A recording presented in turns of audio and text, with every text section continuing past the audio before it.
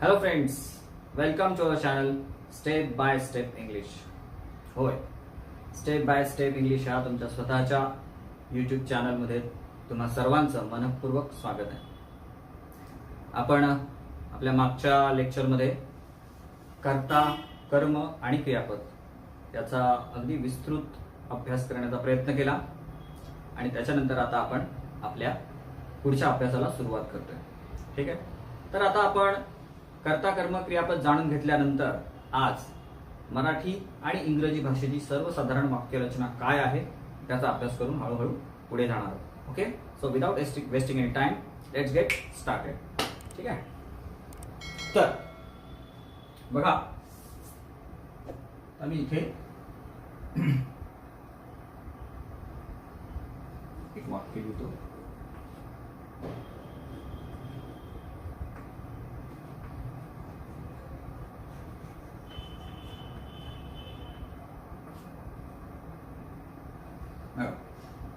एक साधंसं वाक्य इथे लिहिलेलं आहे, मी आंबा खातो.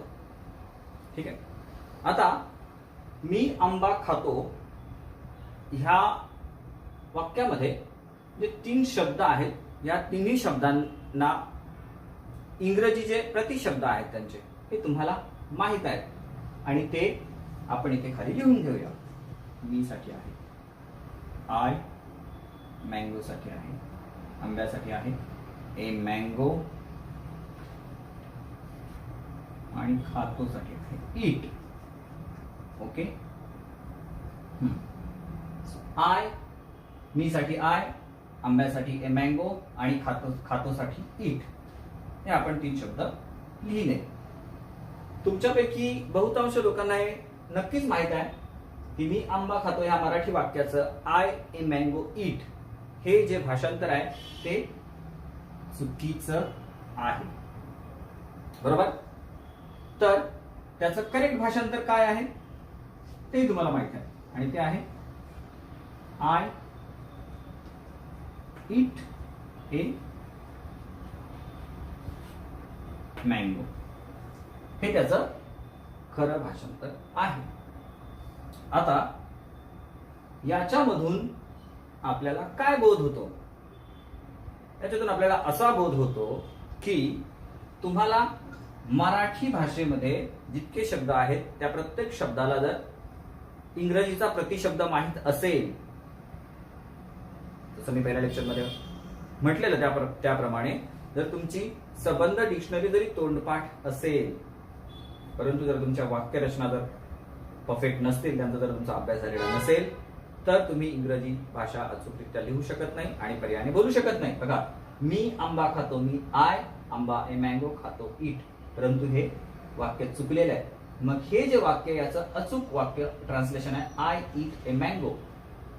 याचा अर्थ सरळ असा आहे की आपल्याला फक्त शब्दार्थ माहीत असून चालणार नाही. एखादं वाक्य जर आपल्याला अचूक बनवायचं झालं तर आपल्याला शब्दांसोबतच शब्द अधिक रचना, त्या वाक्याची जी रचना आहे ती व्यवस्थित जाणून घ्यावी लागेल आणि मग आपल्याला अचूक वाक्य मिळेल. असं एक सर्वसाधारण आपण सूत्र बनवू शकतो. शब्द अधिक रचना बरोबर वाक्य. केवळ शब्द तुम्हाला माहित आहेत म्हणून तुमचं वाक्य बरोबर येणार नाही. हेच ते कारण आहे, अन्यथा आपल्याला इंग्रजी शिकण्याची काही विशेष गरजच नव्हती. प्रत्येकाने डिक्शनरी घेतली असते आणि धर शब्द पाठ कर आणि आपल्या पद्धतीने त्यांनी वाक्य तयार केले असते. म्हणजे आपण आपल्या पद्धतीने इंग्रजी भाषेची वाक्यरचना तयार करू शकत नाही. त्याची एक विशिष्ट पद्धती आहे. जसे की मी इकडे करता, आपण मागच्याच लेक्चरमध्ये शिकलो, हा करता आहे. त्याच्यानंतर हा आंबा जो शब्द आहे, हा आंबा इथे ईट ह्या क्रियापदाच्या जागी येत नाही. इकडे तो क्रमांक 2 ला आहे आणि इकडे हे क्रियापद जे आहे ते क्रमांक 3 ला आहे, परंतु इंग्रजीमध्ये क्रियापद हे क्रमांक 2 ला आहे. लक्षात घ्या. आणि जर असं असेल तर कर्त्यानंतर क्रियापद इंग्रजीमध्ये येतं परंतु ते क्रियापद मराठीमध्ये शेवटी येतं.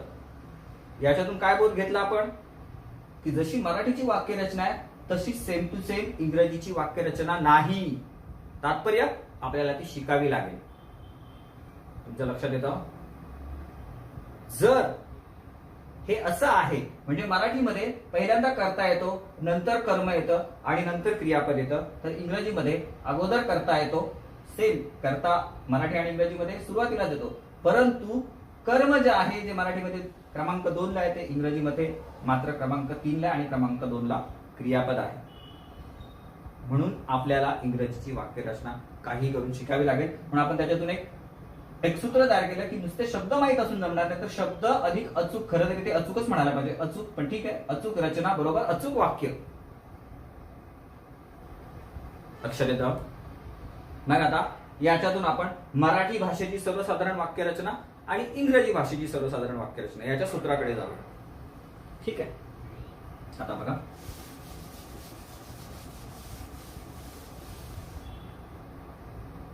मी आंबा खातो. आपण मागच्याच लेक्चरमध्ये बघितलं कर्ता, कर्म आणि क्रियापद म्हणजे काय.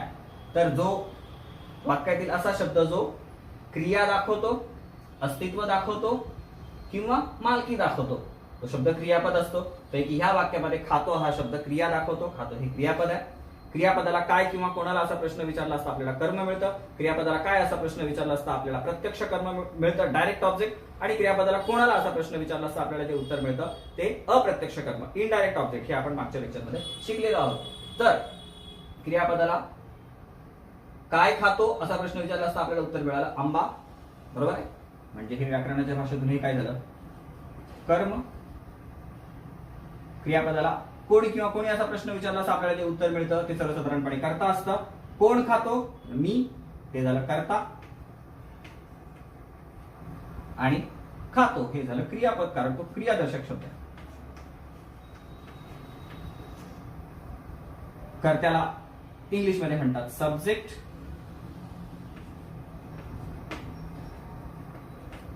कर्माला म्हणतात ऑब्जेक्ट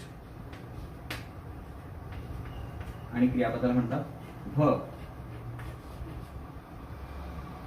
यामधून आपण एक असं सूत्र तयार करू शकतो की जर हे मराठीतील वाक्य आहे तर आपण असं एक सूत्र तयार करू शकतो की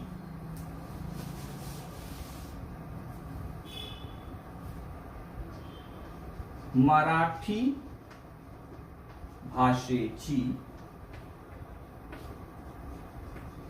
सर्वसाधारण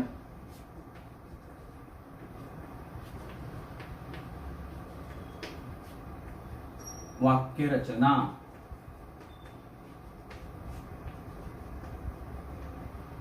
मराठी भाषेची सर्वसाधारण वाक्यरचना बरोबर कर्ता अधिक कर्म अधिक क्रियापद. अगदी साधा आणि अगदी सोपं आहे. एकदाच काय ते व्यवस्थित लक्षात ठेवून घ्यायचं. मराठी भाषेची सर्वसाधारण वाक्यरचना बरोबर कर्ता अधिक कर्म अधिक क्रियापद बरोबर कर्त्याला इंग्लिशमध्ये म्हणतात सब्जेक्ट, SUBJECT. आपण मागच्या लेक्चरमध्ये विस्तृत अभ्यास केलेलाच आहे त्याचा. प्लस कर्माला म्हणतात ऑब्जेक्ट, OBJECT ऑब्जेक्ट. प्लस क्रियापदाला म्हणतात व्हर्ब, VERB व्हर्ब. बरोबर. आपण या सर्वांचे जे इनिशियल लेटर्स घेतले तर येणार S plus O plus V. बघा झालं आपलं सूत्र तयार. S plus O plus V. हे झालं आपलं मराठी भाषेच्या सर्वसाधारण वाक्य रचनेचं सूत्र. बघा मी आंबा खातो. क्रियादर्शक वाक्यातील क्रियादर्शक शब्द, क्रियादर्शक किंवा अस्तित्वदर्शक किंवा मालकीदर्शक शब्द जो असतो तो असतो क्रियापद. तर हा क्रियादर्शक शब्द आहे. क्रियापदाला कोण किंवा कोणी असा प्रश्न विचारला असता व्याकरणाच्या भाषेतून आपल्याला जे उत्तर मिळतं त्याला कर्ता असे म्हणतात. कोण खातो, मी, कर्ता. काय किंवा कोणाला असा प्रश्न विचारला असता क्रियापदाला जे उत्तर मिळतं त्याला प्रत्यक्ष किंवा अप्रत्यक्ष कर्म म्हणतात. काय खातो, आंबा, कर्म. आणि खातो हे स्वाभाविकपणे क्रियापद आहे. कर्त्याला इंग्लिशमध्ये म्हणतात सब्जेक्ट, कर्माला इंग्लिशमध्ये म्हणतात ऑब्जेक्ट, क्रियापदाला इंग्लिशमध्ये म्हणतात व्हर्ब. याच्यातून आपण एक सर्वसाधारण सूत्र तयार केलं, मराठी भाषेची सर्वसाधारण वाक्यरचना. मराठी भाषेची सर्वसाधारण वाक्यरचना बरोबर कर्ता अधिक कर्म अधिक क्रियापद बरोबर subject plus object plus verb बरोबर S plus O plus V असं तुमचं तोंडपाठ असायला पाहिजे. अगदी साधं, अगदी सोपं, कुठल्याही प्रकारची क्लिष्टता नाही, एकदम साध्या सोप्या पद्धतीने. आपल्याला जितकं होईल तेवढं आपण साध्या पद्धतीने शिकू, खोलात जाऊन शिकण्याचा प्रयत्न करू आणि एकदाच असं काही लक्षात ठेवून घ्यायचं की परत त्याचं विस्मरण होता कामा नाही.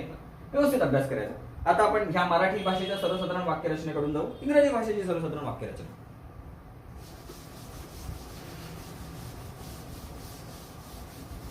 आता आपण हे बघितलं की मी आंबा खातो, या वाक्याचं अचूक ट्रान्सलेशन होतं आय ईट ए मँगो.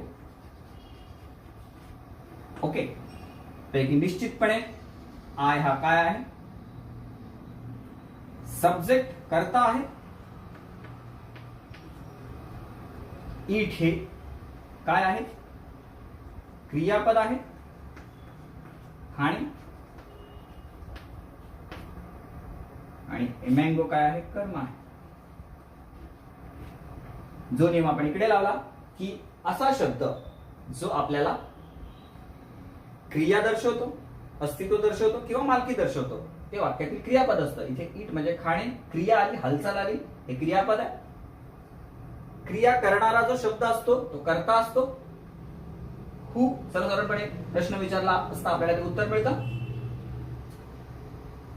आणि व्हॉट ऑर हुम प्रश्न विचारल्यानंतर आपल्याला जे उत्तर मिळतं ते कर्म असतं. म्हणजे कर्ता जी क्रिया करतो ते क्रियापद आणि कर्ता ज्याच्यावर क्रिया करतो ते कर्म. ते आपण मागच्या लेक्चरमध्ये विस्तृत पाहिलेलं आहे. आता आय ईट ए मँगो याच्यामध्ये आय हा कर्ता आहे, ईट हे क्रियापद आहे आणि ए मँगो हे कर्म आहे. आता या सर्वांसाठी आपल्याला आपण आत्ताच पाहिल्याप्रमाणे कर्त्यासाठी इंग्लिशमध्ये शब्द आहे सब्जेक्ट, क्रियापदासाठी आहे वर्ब आणि कर्मासाठी आहे ऑब्जेक्ट. ठीक, आता याच्यावरून आपण सूत्र तयार करू शकतो की इंग्रजी भाषेची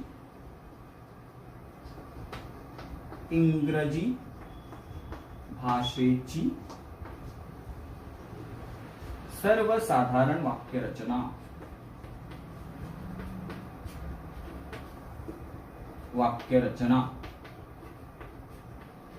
इंग्रजी भाषेची सर्वसाधारण वाक्यरचना बरोबर. सुरुवातीला काय आलं, कर्ता. तो मराठी आणि इंग्रजी भाषेमध्ये कॉमन आहे. कर्ता अधिक क्रियापद अधिक कर्म. कर्त्याला इंग्लिशमध्ये म्हणतात सब्जेक्ट,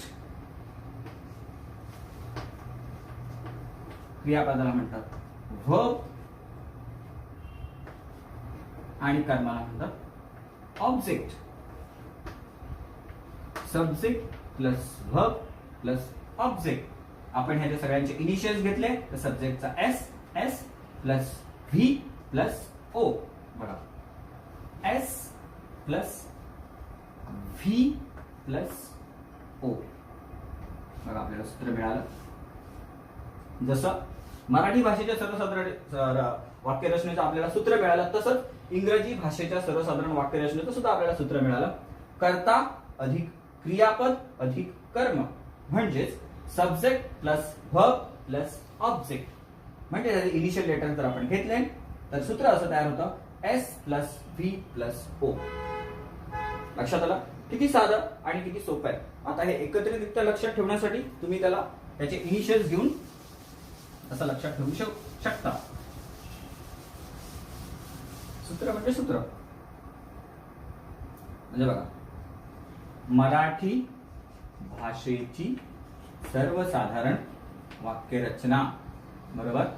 म भा स वा. मराठी भाषेची सर्वसाधारण वाक्यरचना बरोबर S plus O plus V. आता इंग्रजी भाषेची सर्वसाधारण वाक्यरचना बरोबर S plus V plus O. बघा दोन्ही सूत्र तुमच्याकडे आलेली आहेत. अगदी कमी कालावधीमध्ये आपण दोन्ही सूत्र जाणून घेतली आणि यात विसरण्यासारखं असं काहीच नाही. मराठी आणि इंग्रजी दोन्ही भाषांमध्ये वाक्याची सुरुवात सर्वसाधारणपणे कर्त्यानेच होते.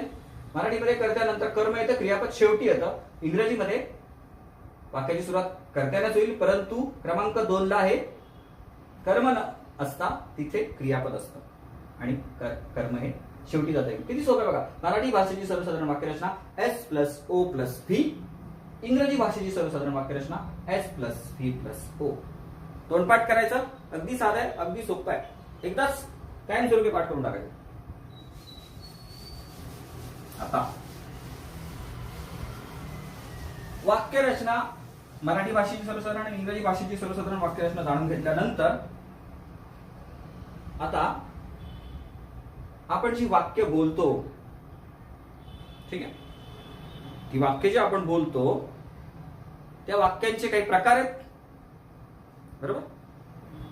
त्या वाक्यांचे जे प्रकार आहेत त्या वाक्यांच्या प्रकाराकडे जाण्यापूर्वी मी तुम्हाला फ्लुएंट इंग्लिश बोलणं हा जो काय प्रकार आहे याच्याबद्दल थोडीशी माहिती देऊ इच्छितो. नंतर आपण लगेच वाक्यांच्या प्रकारांकडे जाऊ. बघा बऱ्याच लोकांचा असा गैरसमज आहे की फ्लुएंट इंग्लिशचा अर्थ खूप जोरात, खूप वेगात फाडफाड फाडफाड फाडफाड इंग्रजी बोलणं. अजिबात नाही, असा त्याचा अर्थ अजिबात होत नाही. फ्लुएंटचा अर्थ होतो अस्खलित. आता अस्खलितचा अर्थ असा होतो की तुम्ही जेव्हा जे काही बोलता तेव्हा ते त्या वेळेच्या गरजेनुसार, वेळेच्या मागणीनुसार ते तसं असायला हवं. दर वेळेला ते वेगानेच असायला पाहिजे असं नाही. फक्त तुम्ही जेव्हा ते बोलाल ते पूर्ण आत्मविश्वासाने आणि अचूक व्याकरणदृष्ट्या अचूक असायला पाहिजे असं ते अभिप्रेत आहे. म्हणजे जसं उदाहरणार्थ समजा मी एक प्रेरणादायी वाक्य बोलतो. भग्न स्वप्नांच्या तुकड्यांना कवटाळून बसण्यासाठी मनुष्य जन्माला आले नाही. मनुष्याचे मन हे केवळ भूतकाळातील साखरदंडाने करकचून बांधून ठेवले जाऊ शकत नाही, तर त्याला भविष्याच्या सोनेरी गरुडपंखांचं वरदानही लाभलेलं आहे. एखादं स्वप्न पाहणे, ते फुलवण्यासाठी प्रयत्न करणे आणि दुर्दैवाने ते स्वप्न भंग पावलं तरी रक्ताळलेल्या पावलांनी दुसऱ्या स्वप्नाच्या मागणं धावणे हाच मनुष्य धर्म आहे. मनुष्याच्या जीवनाला अर्थ येतो तो यामुळेच. बघा अतिशय प्रेरणादायी असं हे वाक्य. हे वाक्य जर एखाद्या माणसाने पूर्ण पाठ केलेलं वाक्य असं जर म्हटलं, भग्न स्वप्नांच्या तुकड्यांना कवटाळून बसण्यासाठी मनुष्य जन्माला आलेला नाही, काही प्रभाव पडेल काय वाक्याचा? अजिबात नाही. ते वाक्य त्याच पद्धतीने बोललं जायला हवं. आता एक वेगळं उदाहरण घेऊया. समजा काही कामानिमित्त तुम्ही तुमच्या घरापासून दूर चाललेले आहात, एखाद्या आठवड्यासाठी समजा, आणि तुम्हाला तुमचे वडील बोलून घेतात किंवा चुलते बोलून घेतात, इकडे रे, सांगितलेलं सगळं माहित आहे, लक्षात आहे, पोहोचल्याबरोबर कॉल कर, आणि गेल्यानंतर जे काम आहे ते जसं उरकेल तसं अजिबात टाइमपास न करता थेट जी पहिली गाडी मिळेल त्याच्यात बस आणि घरी परत ये, कळलं? अशा पद्धतीने ते बोलणं. आता हेच वाक्य जर कोणी असं म्हटलं त्याच्या वडिलांनी का सुद्धा काय तुला सांगितलेलं माहिती ना सगळं, तू गेल्यावर लगेच कॉल कर, कॉल केल्यानंतर तिथं तुझं काम संपेल, तू परत ये वगैरे, काहीतरी प्रभाव पडेल का त्याचा? अजिबात नाही. तिथे ते वाक्य शांत चित्ताने गांभीर्यपूर्वक बोलणंच अभिप्रेत आहे. जसं पहिल्या त्या प्रेरणादायी वाक्यामध्ये वेगाने बोलणं गरजेचं होतं, तसं इथे शांत चित्ताने बोलणं गरजेचं होतं, त्याचा प्रभाव पडेल. त्यामुळे लक्षात हे घ्या की फ्लुएंटचा अर्थ असा अजिबात नाहीये की तुम्हाला फक्त वेगाने बोलायचं आहे. कधी ते वेगानं बोलणं अभिप्रेत असेल तर कधी त्याचा वेग कमी. काही काही वाक्यांमध्ये असं असेल की तुमचा वेग कमी अधिक जरी झाला तर विशेष फरक पडणार नाही. जसं एक उदाहरण आपण बघूया. समजा तुम्ही मुंबईच्या लोकल ट्रेनने प्रवास करता आणि मुंबईच्या एखाद्या रेल्वेच्या प्लॅटफॉर्मवर तुम्ही उभे आहात, तर तुम्हाला जी अनाउन्समेंट ऐकायला मिळते, तुमच्या कानावर जे काही शब्द पडतात ते सर्वसाधारणपणे असे असतात. बघा, local shortly around platform 5 is 5:39 fast local for Karjat will अनपार्ट बिटवीन कुर्ला घाटकोपर ठाणे डोंबिवली कल्याण स्टेशन. हेच वाक्य जर असं बोललं गेलं, local shortly arriving on platform 5 is 5:39 fast local for Karjat will अनफास्ट बिटवीन कुर्ला घाटकोपर ठाणे डोंबिवली कल्याण स्टेशन. तोच प्रभाव, काही फरक नाही पडत ते वाक्य वेगाने बोललं गेलं किंवा हळुवारपणे बोललं गेलं. लोकल ऑन प्लॅटफॉर्म फास्ट मध्ये जर बोललं गेलं, local on platform 2 is going to कारशेट, please do not travel by this local. local. On platform number 2 is going to car shed. Please do not travel by this local. Stay away from platform number 4. A fast train is passing through. Stay away from platform number 4. A fast train is passing through. तोच प्रभाव. त्यामुळे हा गैरसमज मनातून काढून टाका की fluent इंग्लिशचा अर्थ फक्त वेगाने इंग्रजी बोलणं अजिबात नाही. कधी ते वेगाने बोलणं गरजेचं असेल तेव्हा वेगाने बोलावं लागेल, कधी ते हळूवारपणे बोलणं गरजेचं तर हळूवारपणे बोलावं लागेल, कधी मध्यम गतीने बोलावं लागेल तर तसं बोलावं लागेल. पण ह्या सर्वांच्या अगोदर ते आपल्याला व्यवस्थितरित्या ग्रॅमॅटिकली व्याकरणदृष्ट्या अचूक यायला हवं. एकदा ते आपल्याला अचूक यायला लागलं की आपोआपच आपल्यामध्ये आत्मविश्वास वृद्धिंगत होत जातो आणि नंतर आपण ती वाक्य सहज तयार करून नंतर अगदी सहजरित्या बोलू शकतो. अतिशय मनोरंजक असा प्रवास आहे, कठीण वगैरे त्याच्यामध्ये काहीही नाही. आता आपण थेट जातोय वाक्यांच्या प्रकारांकडे.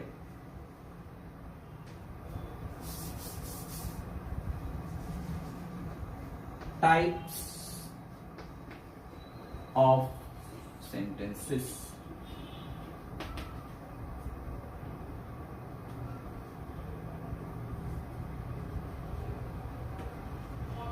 टाइप्स ऑफ सेंटेन्सेस, वाक्यांचे प्रकार.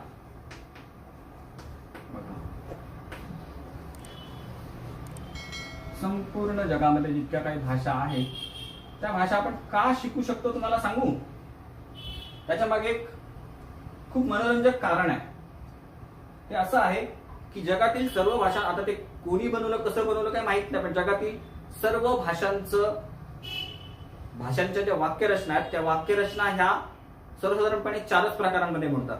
व्याकरण पण जवळपास त्यांचं मिळतं जुळत आहे. तर इंग्रजी भाषेचं व्याकरण खूपच वेगळं असतं. जसं की मराठी भाषेमध्ये वाक्यांचे 4 प्रकार आहेत आणि इंग्रजी भाषेमध्ये ते 10-12 असले असते तर खूप मोठा प्रॉब्लेम क्रिएट झाला असता. आपण कसं काय अभ्यास केला असता. लक्षात येतं तुमच्या. मराठी भाषेमध्ये जर वाक्यांचे 4 प्रकार आहेत तर इंग्रजी भाषेमध्ये सुद्धा ते 4च प्रकार आहेत. ही आपल्यासाठी सर्वात मोठी आनंदाची बातमी आहे. It's a very big good news. Okay, तर वाक्यांचे प्रकार फक्त आणि फक्त 4 आहेत. पहिला प्रकार assertive sentences. Assertive sentences. SENTENCES. मराठीतून उच्चार पण घेऊ आपण लिहून. assertive. Assertive sentences. Sentences.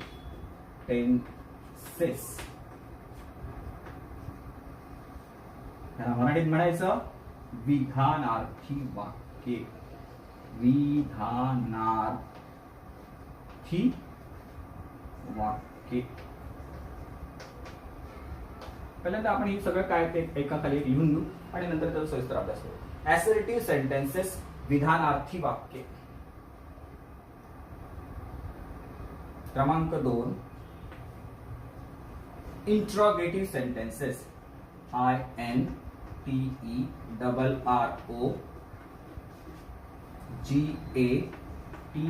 INTERROGATIVE. Interrogative sentences.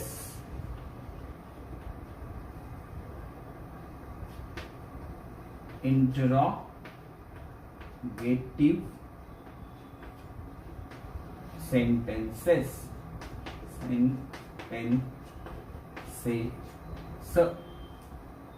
प्रश्नार्थी वाक्ये. प्रश्नार्थी वाक्ये. त्याच्यानंतर क्रमांक 3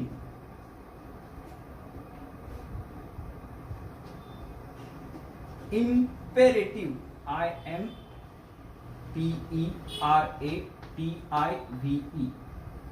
Imperative sentences.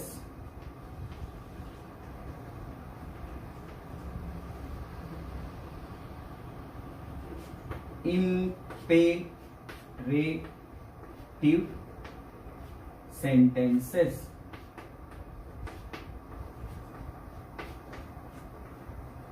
आज्ञार्थी वाक्ये.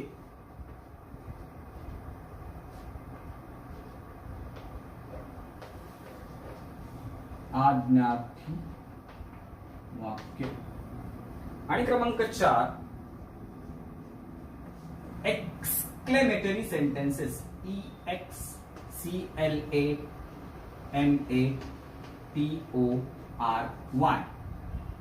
Exclamatory sentences.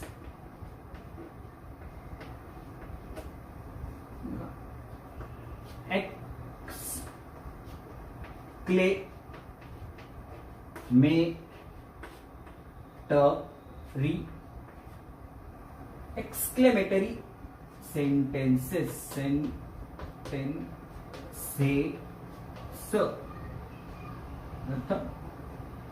उद्गारवाचक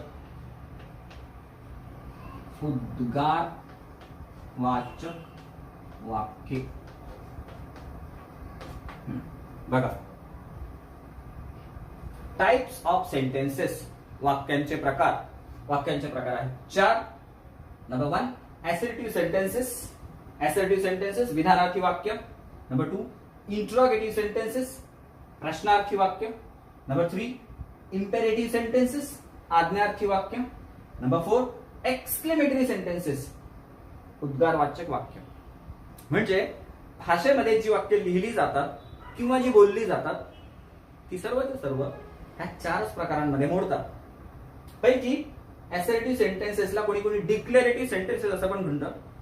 आणि काही लोक भाषेचा अभ्यास करता ह्या 4थ्या प्रकाराच्या पुढे जाऊन 5व्या प्रकारच्या ऑक्टेटिव्ह टाइपचे सेंटेन्सेस सुद्धा इच्छादर्शक प्रकारची वाक्य असं म्हणतात. परंतु ते सुद्धा वेगळी काही नसून ते assertive सेंटेन्सेसचाच एक भाग आहे. त्यामुळे त्या कन्फ्युजन मध्ये न जाता आपण सरळ वाक्यांचे जे 4 प्रकार आहेत त्यांच्यावर लक्ष केंद्रित करू. तर हे सर्व आपण थोडक्यात बघू आणि नंतर आपण आपल्याला इंग्रजीचा अभ्यास करायचा म्हणजे काय करायचं आहे, तर ही जी 4 प्रकारची वाक्य त्या 4 प्रकारच्या वाक्यांचाच खोलात जाऊन अभ्यास करायचा आणि वेगळं काय करायचं. साधी सोपीशी गोष्ट, कारण आपण जे काही वाक्य लिहितो किंवा बोलतो हे 4 पैकी एकच प्रकारामध्ये असणार आहे. बघा किती सोपं काम झालं. आपल्याकडे कुठला तरी असा एक कॉन्क्रीट आधार पाहिजे अभ्यास करताना, की ज्याच्या आधारावर आपण आत्मविश्वासाने बोलू शकतो की हा बरोबर आहे. आपल्याला माहिती आहे की वाक्याचे प्रकार 4च आहेत. मग आपण कल्पना करूया की 4ही प्रकारांवर जर आपण प्रभुत्व मिळवलं तर आपण जवळपास त्या भाषेवर प्रभुत्व मिळवल्यासारखं आहे. असं इतकं सोपं काम नाहीये. भाषेवर प्रभुत्व मिळवणं हा खूप मोठा म्हणजे शब्द झाला, परंतु किमान बोलण्याच्या दृष्टीने विचार केला तर ते आपण आरामात करू शकतो. असो, तर assertive सेंटेन्सेस म्हणजे विधानार्थी वाक्य. बघा, आपण विधानार्थी वाक्य ह्या 4 प्रकारचा थोडक्यात आपण विचार करू. विधानार्थी वाक्य म्हणजे बघा, ह्याच्यामध्ये सर्वसाधारणपणे विधान केली जातात. तो एक हुशार विद्यार्थी आहे, माझी आई खूप प्रेमळ आहे, तो खूप वेगाने धावतो, सूर्य पूर्वेला उगवतो. म्हणजे आपण भाषेमध्ये जितकी वाक्य बोलतो किंवा लिहितो त्याच्यापैकी बहुतांश वाक्य ही assertive सेंटेन्सेस ह्या प्रकारामध्ये मोडतात. हे जे बाकीचे 3 प्रकार आहेत, ऍक्च्युली इंटरोगेटिव्ह सेंटेन्सेस जे आहेत ते हे आपण assertive सेंटेन्सेस शिकताना त्याच्यामध्ये शिकणार आहोत. प्रश्नार्थी वाक्य ही वाक्य, त्यानंतर इम्पेरेटिव्ह सेंटेन्सेस म्हणजे आज्ञार्थी वाक्य आणि एक्सक्लेमेटरी सेंटेन्सेस, हे तिन्ही मिळून असं तुम्ही समजा की 5 ते 10% असतील फार तर. परंतु हे assertive सेंटेन्सेस हे 90 काय त्याच्यापेक्षा जास्त टक्के वाक्य भाषेतील ह्या assertive सेंटेन्सेसला बनलेले असतात. म्हणजे मी जर तुम्हाला थोडक्यात सांगायला गेलो तर मी तुम्हाला assertive सेंटेन्सेस खोलामध्ये जाऊन शिकवायचं जर ठरवलं तर मी 1, 2, 3, 5, 10 कदाचित 100 सुद्धा लेक्चर्स कमी पडतील. आणि हे जे आहेत मी कदाचित तुम्हाला 1, 2 लेक्चर मध्ये हे एकदम सहज शिकून होऊन जाईल. इतकं हे महत्वाचं आहे. assertive सेंटेन्सेस ज्याच्यामध्ये विधानं केली जातात, विधानार्थी वाक्य. पण इंटरोगेटिव्ह सेंटेन्सेस म्हणजे प्रश्नार्थी वाक्य. तुझं नाव काय, तू कुठे राहतोस, तू इथे कशासाठी आलेला आहेस, त्या शहराचं नाव काय, तुला भूक लागलेली आहे का, तुझे वडील काय करतात, वगैरे वगैरे. त्यामध्ये प्रश्न विचारले जातात. म्हणजे सर्वसाधारणपणे प्रश्नार्थी वाक्याचा शेवट हा प्रश्नार्थी चिन्हाने झालेला असतो. बरोबर? हा, मग ते आपलं जे प्रश्नार्थी चिन्ह असतं त्याच्याने ते वाक्य संपलेलं असतं. प्रश्न विचारले असतं, त्याच्यात उत्तर भरलेलं असतं. नंतरचं वाक्याचा प्रकार आहे इम्पेरेटिव्ह सेंटेन्सेस म्हणजे आज्ञार्थी वाक्य. आता आज्ञार्थी वाक्य म्हणजे आपण समोरच्याला आज्ञा करतो, इकडे ये, खाली बस, असं कर, तसं कर, दरवाजा उघड, खिडकी बंद कर, अशा पद्धतीने ज्याच्यामध्ये आज्ञा दिल्या जातात. साधी सोपी वाक्य असतात. नंतरचा 4था जो प्रकार आहे तो आहे एक्सक्लेमेटरी सेंटेन्सेस. त्याचा उच्चार विषय लक्षात घ्या. एक्स नाही, ए आणि कलस. एक्सक्लेमेटरी सेंटेन्सेस म्हणजे उद्गाराचे वाक्य, म्हणजे ज्याच्यामधून आपण बोलतो अरे अरे अरे, अब किती ही मोठी सुनामी, किती हे मोठं संकट, किती हुशार मुलगा, what a clever boy he is. How clever he is, what a wonderful game, what a wonderful innings. अशा पद्धतीने तुम्ही म्हणजे कुठल्याही गोष्टीचं जेव्हा आश्चर्यचकित तुम्ही झालेल्या आहात, ओ माय गॉड, अशा पद्धतीची तुमची जेव्हा भावना असते, तुम्ही उद्गार, तुमच्या बोलण्यातून उद्गार व्यक्त होतात, अशा प्रकारच्या वाक्यांना उद्गारवाचक वाक्य म्हणतात. ही तुम्हाला माहितच आहे ही वाक्य, काही विशेष नाही त्याच्यामध्ये. तर हे वाक्यांचे 4 प्रकार आहेत. Types of sentences, there are 4 types of sentences: assertive sentences, interrogative sentences, imperative sentences and exclamatory sentences. तर की मी तुम्हाला म्हटल्याप्रमाणे हे जे assertive sentences आहेत, हे assertive sentencesचा खोलात अभ्यास करणे हे आपल्याला अत्यंत गरजेचं आहे, याच्यासाठी की भाषेचा बहुतांश भाग हा या assertive sentencesने व्यापलेला आहे. ठीक आहे. Now let's go ahead. चला आता आपण पुढे जाऊ.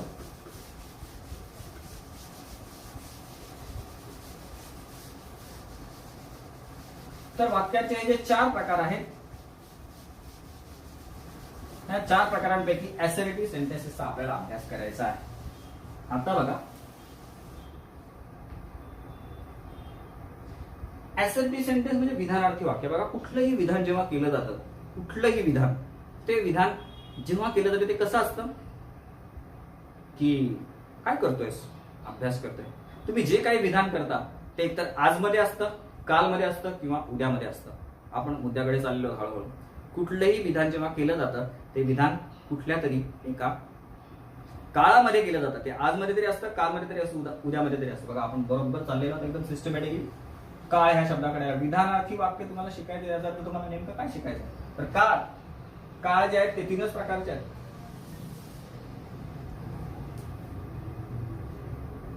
वर्तमान काळ,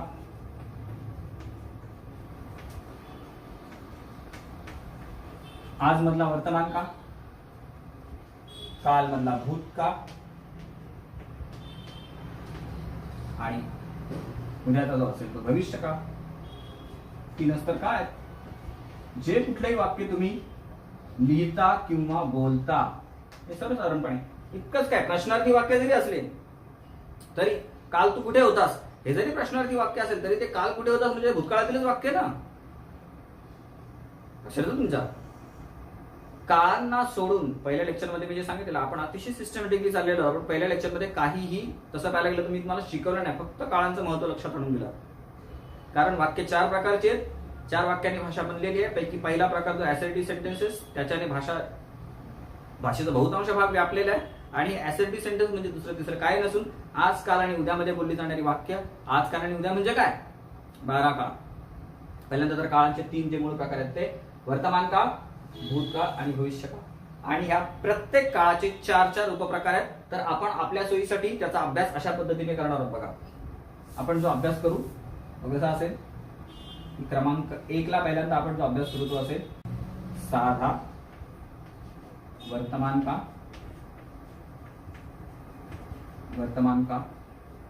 क्रमांक 2 ला जो अभ्यास करू आपण तो असेल साधा भूतकाळ. लिहून घ्या व्यवस्थित.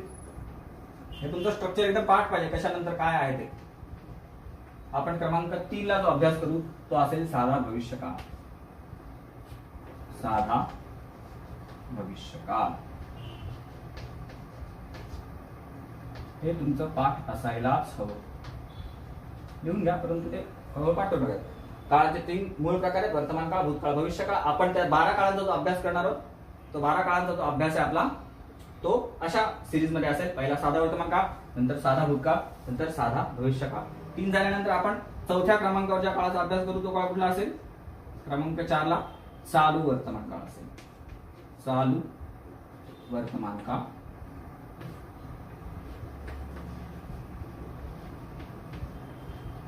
नंतर क्रमांक 5 ला असेल चालू भूतकाळ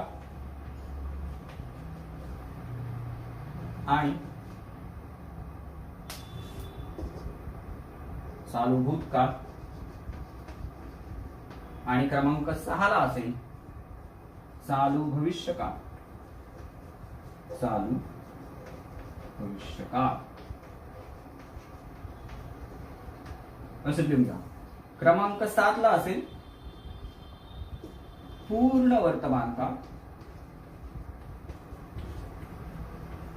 पूर्ण वर्तमान काळ. क्रमांक 8 ला असेल पूर्ण भूतकाळ आणि क्रमांक 9 ला असेल पूर्ण भविष्यकाळ. पूर्ण भविष्यकाळ.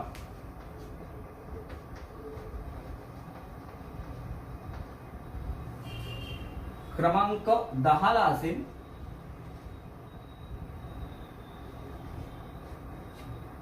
पूर्ण चालू वर्तमान काळ.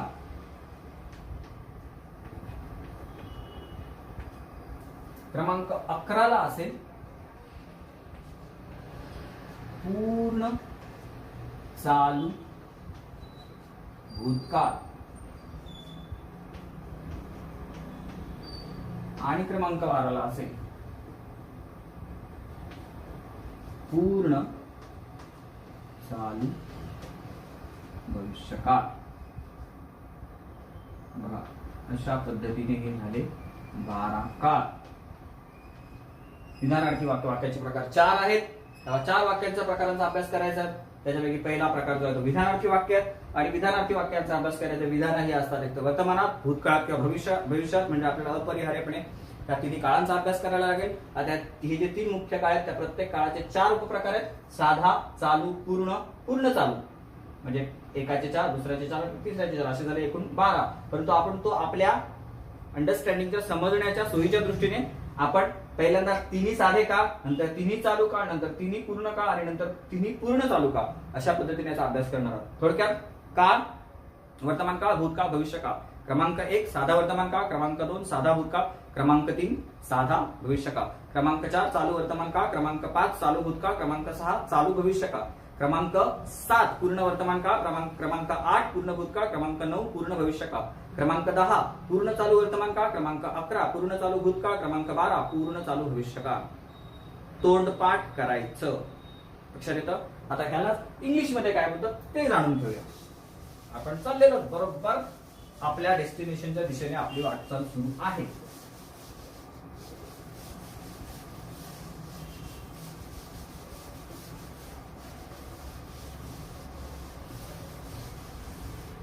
तर इंग्लिश मध्ये म्हणतात टेन्सेस.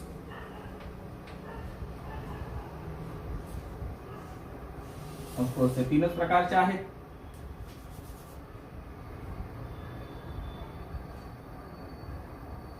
प्रेझेंट टेन्स वर्तमान काळाला काय म्हणतात?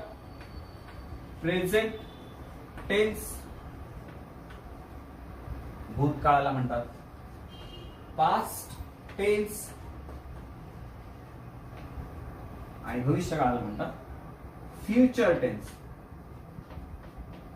Future FUTURETENS. वर्तमान काळ बघा नाव किती छान आहे. प्रेझेंट आपण बोलतो ना त्याचा बर्थडे त्याला आपण काहीतरी प्रेझेंट देऊया. बघा किती सुंदर नाव आहे बघा. प्रेझेंट म्हणजे आपल्याला वर्तमान म्हणजे एक प्रकारचं गिफ्ट आहे ते मिळालेलं. आपण व्यवस्थित जगायला पाहिजे. असो सध्या आपल्याला शिकणं गरजेचं. तर tenses 3 major types. Present tense, past tense, future tense. आता निश्चितपणे ह्याच्यामध्ये पण आपल्याला काय करावं लागेल, जे 12 त्याचे उपप्रकार आहेत संपूर्ण ते आपल्याला इंग्लिश मध्ये त्याची नावं जाणून घ्यावी लागेल. दुसरं काहीच नाहीये. साध्या वर्तमान काळ इंग्लिश मध्ये simple present,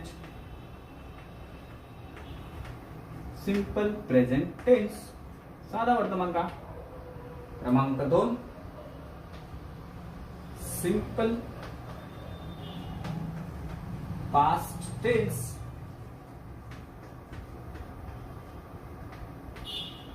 number 3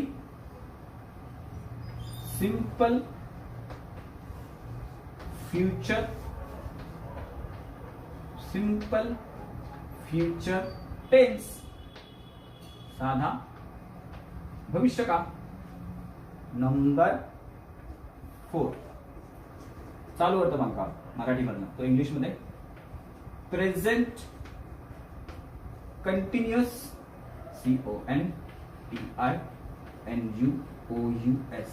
present continuous tense. Number 5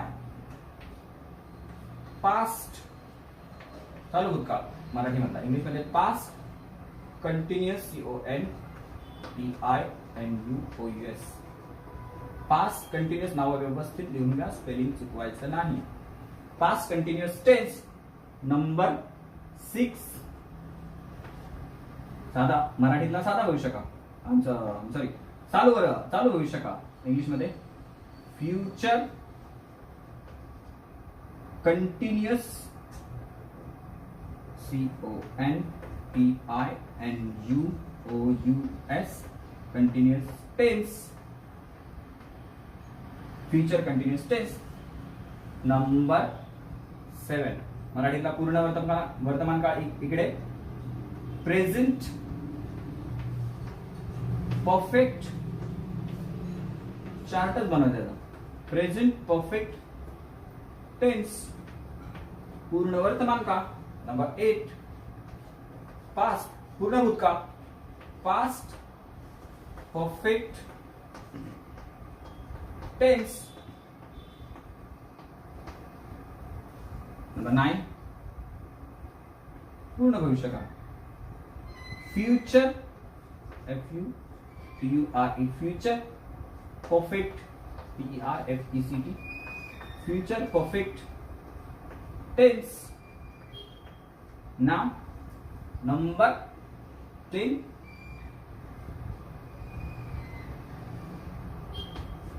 present पूर्ण चालू वर्तमान काळ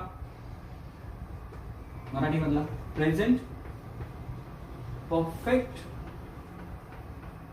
continuous CONTINUOUS continuous tense number 11 चालू पूर्ण भूतकाळ पास्ट परफेक्ट कंटिन्युअस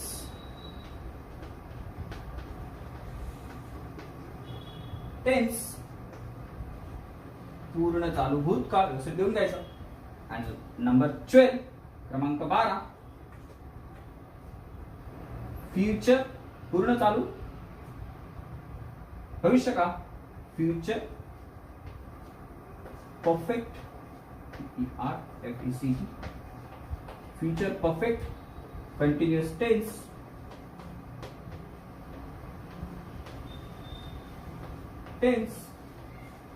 झाले 12 काळांची नाव.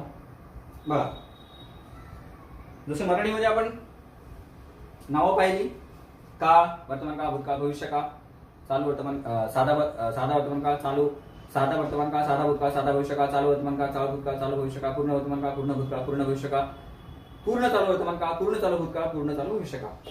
सेम इंग्लिश मध्ये tenses present tense past tense future tense simple present tense number 1 simple present tense number 2 simple past tense number 3 simple future tense number 4 present continuous tense number 5 past continuous tense number 6 future continuous tense number 7 present perfect tense number 8 past perfect tense number 9 future perfect tense number 10 present perfect continuous tense number 11 past perfect continuous tense number 12 future perfect continuous tense.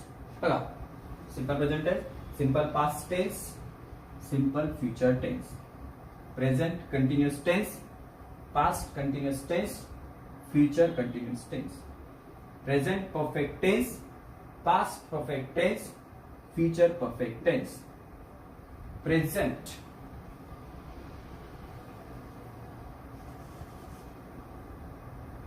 PRESENT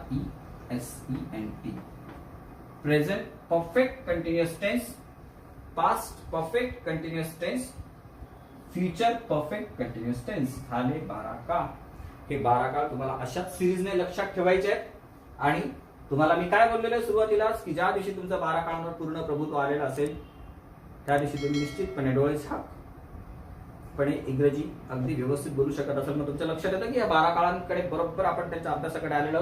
मग आपण प्रत्येक काळाचा अगदी टप्प्याटप्प्याने अभ्यास करणार आहोत. मग निश्चितपणे आपण पहिला काळ जो असेल आपला अभ्यास करायचा तो कुठला असेल हाच असेल सिंपल प्रेझेंट टेन्सचा आपल्याला सुरुवातीला अभ्यास करायचा आहे. जसं आपण पाहिलं की वाक्यांच्या 4 प्रकारांपैकी असर्टिव्ह सेंटेन्सेस हा खूप महत्त्वाचा प्रकार आहे बरोबर. तसंच 12 काळांमधील हा सिंपल प्रेझेंट टेन्स हा सुद्धा खूप महत्त्वाचा प्रकार आहे, कारण ह्या सिंपल प्रेझेंट टेन्स मध्ये खूप सारी वाक्य येतात. बरीच अशी वाक्य ही सिंपल प्रेझेंट टेन्स मध्येच बोलली जातात. असं नाही बाकीच्या काळांमध्ये बोलली जातात, simple past, simple future, present continue भरपूर वाक्य बोलली जातात, परंतु सिंपल प्रेझेंट टेन्स मध्ये खूप सारी वाक्य बोलली जातात. तर या सिंपल प्रेझेंट टेन्सचा आपल्याला इथून पुढे खूप खोलात अभ्यास करायचा आहे. आय होप की तुम्ही व्यवस्थित लिहून घेतलेलं असेल. सिंपल सगळं स्पेलिंग एकदा मी बघून घेतो, बरोबर आहे का? Tenses, present tense, simple past tense, future tense, simple present tense, simple past tense, simple future, past continuous, future continuous, present perfect tense, past perfect tense, future perfect tense, present perfect continuous tense, past perfect continuous. CONTINU याचा का व्यवस्थित लक्षात आहे? NU, CONTINU, NU, NU, NU, NU, NU. Okay. 1 2 3 4 5 6.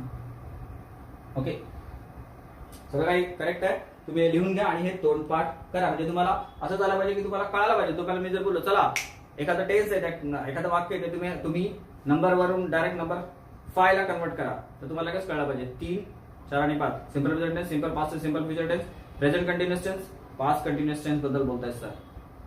So I write a letter. तुम्हाला number 5 चं sentence तुम्हाला लगेच कळायला पाहिजे की हे पास्ट परफेक्ट पास्ट कंटिन्यूअस टेन्सचं वाक्य दिसतंय. 1 2 3 4 and 5. I was writing a letter असं तुम्हाला लगेच यायला पाहिजे आणि येणार तुम्हाला ते 100%. एवढं काय त्याच्यामध्ये खूप कठीण वगैरे असं अजिबात नाही. मनोरंजक आहे सगळा, हा सगळा अभ्यास मनोरंजक आहे.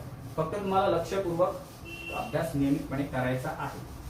ठीक आहे, आपण पुढे जाऊया.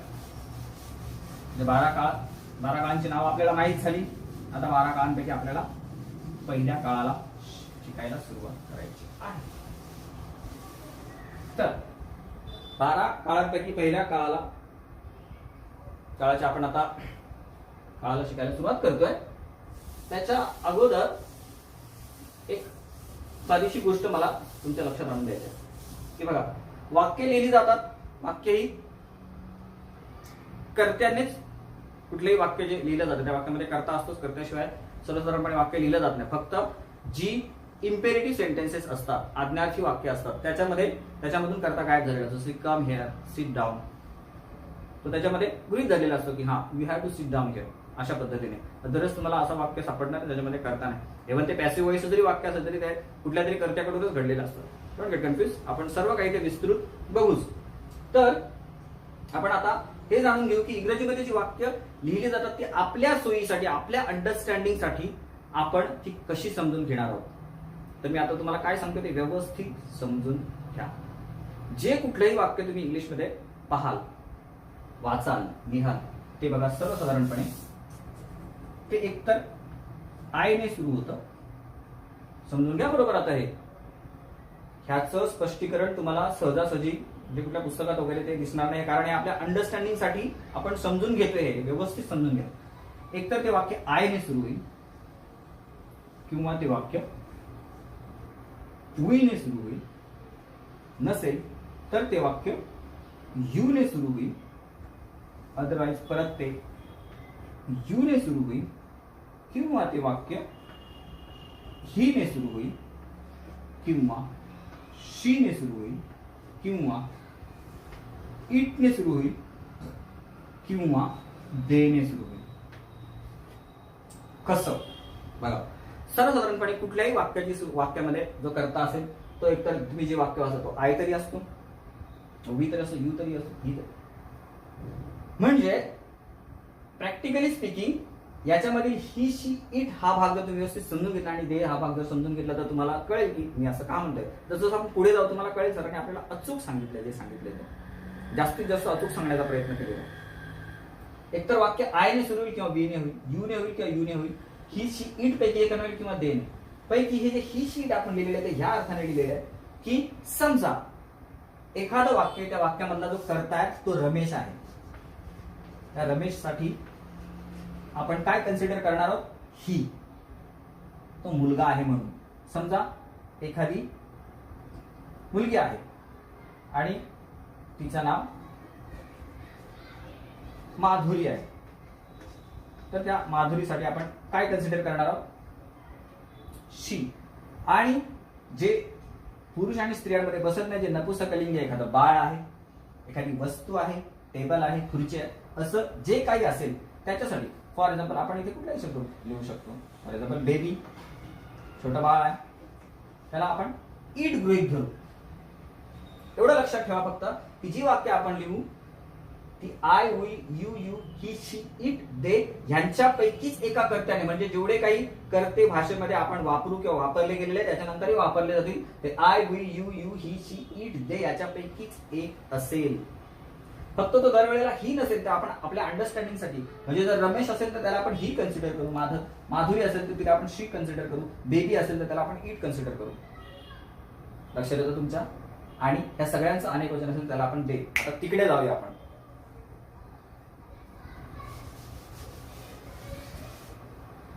हे जे 8 शब्द आहेत त्याला व्याकरणाच्या भाषेतून काय म्हणतात बघा. हा जो पहिला शब्द आय लिहिलेला आहे त्याला व्याकरणाच्या भाषेतून प्रथम पुरुषी. अजिबात कंटाळा करून घेऊ नका, काही याच्यामध्ये कठीण नाहीये. व्याकरणाचं नाव घेतल्यानंतर गोंधळून जाऊ नका. खूप तुम्हाला मजा वाटेल जेव्हा तुम्हाला हे व्यवस्थित समजेल तेव्हा. प्रथम पुरुषी एकवचनी, इंग्लिश मध्ये त्याला म्हणतात फर्स्ट पर्सन सिंग्युलर. बघा तुम्हाला लगेच कळेल ते. कन्फ्युजन घेऊन आपण जेव्हा जगतो ना तेव्हा माणूस वैतागतो किंवा त्याला मजा येत नाही, तो सोडून देतो अभ्यास वगैरे. अजिबात कन्फ्युजन नाही राहायचा, सुटसुटीत अभ्यास करायचा. हे प्रथम पुरुषी एकवचनी आपण कधीतरी ऐकलेलं आहे, त्याला ज्याला इंग्लिश मध्ये म्हणतात फर्स्ट पर्सन सिंग्युलर. हा काय प्रकार आहे बघा. तुम्ही जेव्हा कधी कुठलंही वाक्य म्हणता I am a boy, I am a student, जे कुठलेही वाक्य तुम्ही आय ने सुरू करता त्यावेळेला ते प्रथम पुरुषी एकवचनी असतं. म्हणजे असं आहे की आता समजा आय एम अ स्टुडंट असं वाक्य, आणि हे वाक्य शाळेतील सर्व विद्यार्थ्यांना लिहायला सांगितलं. सर्व विद्यार्थ्यांनी ते वाक्य लिहिले तर एखाद्या किती हुशार माणसाला सांगितलं सांगा बरं. याच्यातील जे वाक्य आहे हे मुलींनी लिहिलेली वाक्य आणि मुलांनी लिहिलेली वाक्य ओळखून दाखव. कुणाला ओळखता येणार नाही. कसं ओळखणार? कारण सगळेजण स्वतःला आय म्हणतात. व्याकरणाच्या दृष्टीने स्वतःचा उल्लेख जेव्हा केला जातो तेव्हा तो व्याकरणाच्या भाषेतून प्रथम पुरुषी एकवचनी असतो. मी एकवचनात आहे आणि प्रथम पुरुषी आहे, ज्याला इंग्लिशमध्ये म्हटलं जातं की first person singular. I am a boy, I am a student. ठीक आहे. आता व्यवस्थित लक्षात घ्या. हे तुमचं कन्फ्युजन इथल्या इथे आता गायब होऊन जाणार आहे. हे प्रथम पुरुषी एकवचनी काय आणि प्रथम पुरुषी अनेक वचनी काय, खूप सिंपल आहे ते. त्याकडे आपण दुर्लक्ष केल्यामुळे हा सगळा गोंधळ आहे. जर हे प्रथम पुरुषी एकवचनी आहे तर हे बघा, हे आहे प्रथम पुरुषी अनेक वचनी. प्रथम पुरुषी कंटाळा नाही करायचा अजिबात. आपल्याला जर खोलात अभ्यास करायचा आहे तर तो करायचाच आहे. अनेक वचनी काय प्रकार? First person plural, first person plural, PLURAL, plural. बघा, प्रथम पुरुषी एकवचनी. मी स्वतःचा जेव्हा उल्लेख करेल तेव्हा मी व्याकरणाच्या भाषेतून असेल मी. First person singular. मग प्रथम पुरुषी मी एकवचनी असताना हे आता प्रथम पुरुषी अनेक वचनी काय, फर्स्ट पर्सन प्लुरल काय ते समजून घेऊ आपण. आता मी समजा एक विद्यार्थी आहे आणि मी असं म्हणतो मी एक विद्यार्थी आहे. आता माझ्या बाजूला अजून एक विद्यार्थी उभा राहिला आणि तो सुद्धा काय म्हणतोय मी एक विद्यार्थी आहे. मी एक विद्यार्थी आहे आणि तो स्वतः म्हणतोय की मी एक विद्यार्थी आहे. म्हणजे मी स्वतः माझ्या दृष्टीने प्रथम पुरुषी एकवचनी आहे, मी एकटा आहे. तो दुसरा जो उभा राहिलेला आहे तो सुद्धा त्याच्या दृष्टीने प्रथम पुरुषी एकवचनी आयच आहे. परंतु या दोन आयचा जेव्हा आपल्याला एकत्र उल्लेख करायचा असेल तेव्हा ते दोघे आय न म्हणता काय म्हणतील, मी न म्हणता काय म्हणतील, आम्ही म्हणू ना. लक्षात येतं तुमच्या? मग ते जेव्हा आम्ही म्हणतील त्या आम्हीला इंग्लिश मध्ये म्हणतात वी. मग हे प्रथम पुरुषी अनेक वचनी हा वी शब्द दुसरा तिसरा काय नसून हा आय प्लस बरेचसे आय, किती पण आय ते असू शकतात, ज्याला तुम्ही वी म्हणता. तो बोध होण्यासाठी की हा उल्लेख केला जाणारा माणूस एकटा नाहीये तर अनेक आहेत, परंतु ते प्रथम पुरुषी एकवचनी आहेत. स्वतःबद्दल बोलतायत. मी एक विद्यार्थी आहे, मी एक विद्यार्थी आहे, अजून कोणीतरी बोलतो मी एक विद्यार्थी आहे, आणि एकत्रितरित्या ते काय म्हणतात आम्ही विद्यार्थी आहोत. म्हणजे ते आम्ही म्हणजे दुसरं तिसरं काय नसून त्यातील प्रत्येक जण मीच आहे, परंतु ते अनेक आहेत. म्हणून हा आय म्हणतोय की मी पहिला पुरुष आहे, प्रथम पुरुष एकवचनी. आता हे कसं आलं असेल प्रथम पुरुषी जर तुम्ही जगातील सगळ्या लोकांचा विचार कराल आणि त्या सगळ्या लोकांचा विचार केल्यानंतर तुम्हाला जर अभ्यास करायचा असेल जगातील लोकांचा, तर तुम्ही स्वतःपासूनच सुरुवात कराल ना. मी प्रथम आहे जगातील पहिला असा, स्वतःबद्दल बोलतोय, मी स्वतःबद्दल बोलतोय. मी प्रथम पुरुषी एक वचने, एकटा आहे, मी माझ्याबद्दल बोलतोय. दुसरा एक आला माझ्या बाजूला, तो पण तसंच म्हणेल मी स्वतःबद्दल बोलतोय आय. परंतु मला माझा आणि त्याचा उल्लेख जेव्हा एकत्र करायचा असेल, एकत्रितरित्या करायचा असेल, तेव्हा मी न म्हणता मी म्हणेन आम्ही, म्हणजेच वी. मग ते काय होणार, प्रथम पुरुषी एक वचनीच्या जागी काय झालं, अनेक वचनी. म्हणजे वी हा मूळ शब्द वी नसून तो आता आपल्या, मी तुम्हाला म्हणतो अंडरस्टँडिंग साठी व्याकरणाने ते सगळी काही त्याची तजवीज केलेली आहे. मी तिथे गेलो, दुसरा म्हणाला मी तिथे गेलो, तिसराही म्हणाला मी तिथे गेलो, सगळे एकत्र काय म्हणणार, मी तिथे गेलो का, सगळे काय म्हणणार, आम्ही सगळे तिथे एकत्र गेलो. मग ते वी म्हणजे दुसरं तिसरं काही नसून आय. बरेचसे आय एकत्र आल्यानंतर तो वी झाला. म्हणून पहिल्यांदा हा आय आहे तो प्रथम पुरुषी एक वचनी आहे, मी एक वचनामध्ये आहे. आणि मी जेव्हा जास्त झालो, माझ्यापेक्षा अजून दुसरा एक आला, तो पण स्वतःला आय म्हणणार, दुसरा पण स्वतःला आय म्हणणार, पण आम्ही एकत्रितरित्या स्वतःला म्हणणार वी. मग झालं प्रथम पुरुषी अनेक वचनी, फर्स्ट पर्सन प्लुरल. ओके. आता हा जो दुसरा शब्द आहे, हा शब्द काय, यू. बघा, ह्या दुसऱ्या शब्दाला व्याकरणाच्या भाषेतून म्हणतात, जर हा प्रथम पुरुषी एक वचनी आहे तर तुम्ही अंदाज लावलाच असेल की हा द्वितीय पुरुषी एक वचनी आहे. लिहून घ्यायचं असं, द्वितीय पुरुषी एक वचनी म्हणजेच second person, SECOND, second person singular, SINGULAR, second person singular. आता हे काय, मी स्वतःचा उल्लेख आय असा करतोय, मी एक आय, दुसरा एक आय, तिसरा एक आय, एकत्रित उल्लेख केला we. I am student, we are students. बरोबर. प्रथम पुरुषी एक वचने आणि अनेक जेव्हा बोलले तेव्हा प्रथम पुरुषी अनेक वचने, म्हणजे ते स्वतःबद्दलच बोलतायत. परंतु जेव्हा तुम्ही दुसऱ्याचा समोरच्याचा उल्लेख कराल, तो एकटा आहे, तुझं कसं काय चाललंय बाबा, काय चाललंय तुझं, बरं तर चाललंय, कसा आहेस तू वगैरे, समोरच्याचा उल्लेख. आता मी स्वतःबद्दल जेव्हा बोललो तेव्हा मी प्रथम पुरुषी एक वचनी होतो, पहिला होतो. आता मी दुसऱ्याबद्दल बोलतोय, समोरच्याबद्दल बोलतोय, म्हणजे दुसरा म्हणजे द्वितीय. व्याकरणाच्या भाषेतून तो पुरुषच, तो स्त्री पुरुष महिला काही पण असू दे, व्याकरणाच्या भाषेतून तो पुरुषच, द्वितीय पुरुषी, आणि तो एकट्याबद्दल बोलतोय, तर मग एक वचनी. सेकंड पर्सन सिंग्युलर, तो समोरच्या माणसाबद्दल बोलतोय. जेव्हा स्वतःबद्दल बोलत असेल तर तो पहिला असेल, फर्स्ट पर्सन सिंग्युलर. पर्सनचा अर्थ याच्यामध्ये पुरुष न घेता ती जी व्यक्ती बोलते, व्याकरणाच्या भाषेतून ती बोलणारी जी व्यक्ती त्याला पर्सन म्हणतात, आणि त्या पर्सनला मराठीमध्ये बोलताना पुरुषी म्हणतात, प्रथम पुरुषी एक वचनी. मग आता हे जर हे आय जे जर मुलगी जरी बोलत असेल एखादी, तर त्याला म्हणताना आपल्याला व्याकरणाच्या भाषेतून प्रथम पुरुषी एक वचनीच म्हणणार आपण, ती मुलगी जरी बोलत असेल तरी. त्या गरजेचं नाही की फक्त मुलानेच ते बोलायला पाहिजे. ओके, खूप सारी गोष्ट तुम्हाला कळायलाच असेल. तर द्वितीय पुरुषी एक वचनी म्हणजे आता समोरच्या व्यक्तीबद्दल तुम्ही बोलतोय, जी व्यक्ती एकच आहे. काय चाललंय तुझं, बरा आहेस ना तू, द्वितीय पुरुषी, समोरची व्यक्ती द्वितीय, दुसरी, द्वितीय पुरुषी एक वचनी, सेकंड पर्सन सिंग्युलर. आता ह्याच व्यक्ती जास्त आहेत, एकापेक्षा जास्त व्यक्ती आहेत, दोघे तिघे मित्र आहेत, तुझं कसं चाललंय, असं वेगवेगळं विचारण्यापेक्षा काय रे बाबा कसं चाललंय तुमचं, आपण मराठीमध्ये असं म्हणतो, तुझ्या जागी आपण तुमचं म्हणतो. पण इंग्रजीमध्ये असं आहे, इथे एक वचनी शब्द हा जो यू आहे तो अनेक वचनामध्ये सुद्धा यूच राहतो. म्हणजेच हा जो यू आहे तो इंग्रजीमध्ये द्वितीय पुरुषी अनेक वचनी सुद्धा यूज राहतो. द्वितीय पुरुषी अनेक वचनी,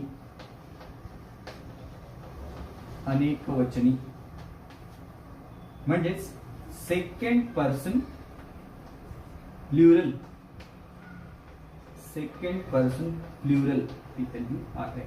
बघा खूप साधं आहे. म्हणजे मराठी, आता तुम्ही हे पण पाहिलं असेल की इंग्रजी जसं आपण म्हणतो की आपल्या मित्राला बोलतो काय रे तू बरा आहेस ना, परंतु आपल्याला जर कोणीतरी प्रौढ व्यक्ती आपल्याला जर भेटली एखादी, तर आपण बोलताना कसं बोलतो, काका तुम्ही बरे आहात ना, तर आपण त्यांना तुम्ही म्हणतो. ते तुम्ही अनेक वचनाने म्हटलं नसतं, आपण ते रिस्पेक्टफुली तसं म्हणतो. इंग्लिशमध्ये तसं नाहीये. ती व्यक्ती, त्या व्यक्तीचं वय कितीही कमी असू दे किंवा जास्त असू दे, त्या व्यक्तीचा उल्लेख करताना यू हा शब्द वापरला जातो, तो एक वचनामध्ये सुद्धा आणि अनेक वचनामध्ये सुद्धा. म्हणजे तुमच्या थोडक्यात लक्षात येत असेल, तुम्ही जेव्हा स्वतःचा उल्लेख करता, जगातील कुठलाही माणूस स्वतःचा उल्लेख करेल तर तो व्याकरणाच्या दृष्टीने पहिला प्रथम असेल, आणि व्याकरणाच्या दृष्टीने तो पुरुषच असेल, पर्सन असेल. तर फर्स्ट पर्सन सिंग्युलर, मी आय, फर्स्ट पर्सन सिंग्युलर. अनेक आय जेव्हा एकत्र बोलतील तेव्हा ते होतील we, first person singular, first person plural. हेच तुम्ही दुसऱ्या व्यक्ती बद्दल बोलाल, आता दुसरी व्यक्ती, तुम्ही पहिले नाही, दुसरी, द्वितीय, द्वितीय पुरुषी एकवचनी, फर्स्ट सेकंड पर्सन सिंग्युलर. आता हे तुम्ही यू यू यू असे तिघे जण चौघे जणांबद्दल जरी बोलत असाल तरीही तो यूज असेल आणि ते असेल द्वितीय पुरुषी अनेकवचनी, सेकंड पर्सन प्लुरल. खूप सारी गोष्ट आहे, काहीही कठीण नाही समजून घ्या. ओके. आता हे जे 3 शब्द आहेत ही, शी आणि इट, हे काय आहे? म्हणजे आपण बोलताना जे मी तुम्हाला अगोदरच बोललो, जी वाक्य इंग्रजीमध्ये लिहिली जातात ते I, we, you, you, he, she, it, they ह्यापैकीच एका कर्त्याची वाक्य असतात, एवढं लक्षात ठेवा. कारण ह्याच्यानंतर आपण काळांचा अभ्यास, जे काही practical study of simple present tense, तो सुरू करणार आहोत. Okay. So he, she, it. मग आता जगातील सगळे पुरुष जे तुम्ही प्रथम सोडून आणि तुमच्या समोरचा पुरुष सोडून, पुरुष म्हणजे ती महिला, स्त्री, जे कोणी असेल ते समोरचे, हे सोडून जेव्हा तुम्ही तिसऱ्याचा उल्लेख करता म्हणजे त्याचं काय चाललंय, मग तो जर पुरुष असेल तर त्याला व्याकरणाच्या भाषेत तो ही, ती जर महिला असेल तर ती शी, ते जर बाळ असेल तर ते इट. परंतु ते आहे म्हणजे ना तुम्ही प्रथम आहात ना तो समोरचा आहे, तुम्ही कुणाबद्दल बोलताय? तिसऱ्या व्यक्तीबद्दल. म्हणजे तिसरी व्यक्ती म्हणून ते तृतीय पुरुषी, आणि तिसरी व्यक्ती जर ती एक असेल तर एकवचनी. एकवचनी इंग्लिश मध्ये तृतीय म्हणजे थर्ड पर्सन सिंग्युलर. बघा, तरच आपण जाणून घ्या.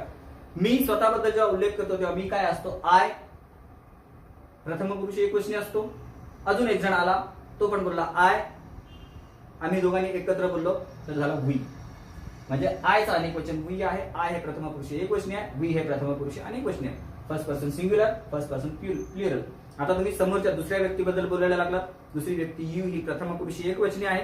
अजून एक व्यक्ती आली दुसरी, एक पेक्षा अधिक झाली, त्याला इंग्लिशमध्ये यूज म्हणतात. त्यामुळे यू हे द्वितीय पुरुषी एकवचनी दुसरी व्यक्ती ज्याच्याबद्दल आपण बोलतोय, ज्या व्यक्तीबद्दल जिच्याबद्दल आपण बोलतोय. आणि परत जर त्या व्यक्तीसोबत अजून एक दुसरी व्यक्ती आली तर त्या दोघांचाही उल्लेख आपण द्वितीय पुरुषी अनेकवचनी म्हणून पण यूज करू. कारण इंग्रजी भाषेमध्ये तशी तजवीज नाहीये की एका व्यक्तीसाठी यू आहे तर अनेक व्यक्तींसाठी सुद्धा समोरच्या व्यक्तींसाठी यूज शब्द वापरला जातो. परंतु जेव्हा तुम्हाला बोलायचं आहे तिसऱ्या व्यक्तीबद्दल, जगातील कुठल्याही तिसऱ्या व्यक्तीबद्दल, म्हणजे तुम्ही स्वतःबद्दल बोलत नाही आहात आणि समोर बसलेल्या व्यक्तीबद्दल बोलत नाही, अशी तिसरी कुठलीही गोष्ट, काही पण असेल ते, सूर्य, चंद्र, तारे, तुमची आई, तुमचे वडील, तुमचा भाऊ, तुमचे मित्र, भूतकाळातील पात्र, सिनेमांमधील पात्र, जे असेल ते व्हॉटएव्हर, जे काही तुम्ही बोलाल ते ही, शी किंवा इट यांच्यापैकीच एक असेल. मग ही म्हणजे काय? जगातील कुठल्याही पुरुषाचा जेव्हा तुम्ही उल्लेख कराल तो पुरुष म्हणजे व्याकरणाच्या भाषेतून असेल ही, तो असेल तृतीय पुरुषी. तृतीय का बोलताय तुम्ही? मी पहिला बोलणारा प्रथम, मी दुसरा ज्याच्याबद्दल बोलतोय समोरच्याचा तो द्वितीय, आणि आमच्या दोघांव्यतिरिक्त जगात जे काही तिसरं आहे, म्हणजे इथल्याच बाजूला जरी एखादं टेबल जरी असेल तर ते काय झालं? तृतीय. कारण मी ते टेबल म्हणजे मी नाहीये आणि तू पण नाही, म्हणजे आपल्या व्यतिरिक्त तिसरी गोष्ट आहे. आपल्या व्यतिरिक्त तिसऱ्या कुठल्याही गोष्टीचा तुम्ही उल्लेख कराल त्याचा अर्थ होईल तृतीय पुरुषी एकवचनी व्याकरणाच्या दृष्टीने. आणि तो जर पुरुष असेल, पुल्लिंगी असेल तर तो ही असेल. ती जर स्त्री असेल, स्त्रीलिंगी असेल तर ती शी असेल. आणि ते जर नपुसकलिंगी असेल, समजा बाळ असेल किंवा स्त्री पुरुषांमध्ये न बसणारी गोष्ट, झाड, बस, ट्रेन, ज्या काही निर्जीव वस्तू आहेत, अशा हजार लक्ष करोडो वस्तू आहेत, गोष्टी आहेत, त्या इट मध्ये येणार आणि ते होणार तृतीय. म्हणजे अशा कुठल्याही गोष्टीचा उल्लेख जो तुम्ही आय आणि यू सोडून असेल आणि ते एकेरी असेल, बरं का, एक जर असेल तर तृतीय पुरुषी एकवचनी म्हणजे थर्ड पर्सन सिंग्युलर असं त्याला संबोधायचं. आता मजेशीर गोष्ट म्हणजे ह्या ही, शी आणि इट ह्या सर्वांचं अनेक वचन एकाच शब्दातून होतं आणि तो शब्द आहे दे. बघा, ही, तो एक मुलगा आहे, तो एक मुलगा आहे, आपण एकत्रितरित्या काय म्हणतो? ते मुलगे आहेत. त्या ते मुलगे आहेत त्या इंग्लिश मध्ये काय बोलतात? They are boys. He is a boy, he is a boy. He is A student, he is A student. They are student. She is a singer, she is a singer. They are singers. It is a baby, it is a baby. They are babies. लक्षात घ्या. म्हणजे त्या ही एक पेक्षा अनेक झाले. बघा, I एक पेक्षा अनेक झाले तर त्याला वी म्हणतात. यू एक पेक्षा अनेक झाले तरी त्याला यूज म्हणतात. पण ही जर एकापेक्षा अनेक झाले, तो मुलगा, ते मुलगे, दे, ती मुलगी, त्या मुली, दे, ते बाळ, इट चं अनेक वचन दे. म्हणजे हा थोडासा मजेशीर भाग आहे इथे की इंग्लिशमध्ये ही शी आणि इट या तिघांचं पण अनेक वचन फक्त दे होतं. मग ह्या देला काय म्हणणार? तृतीय पुरुषी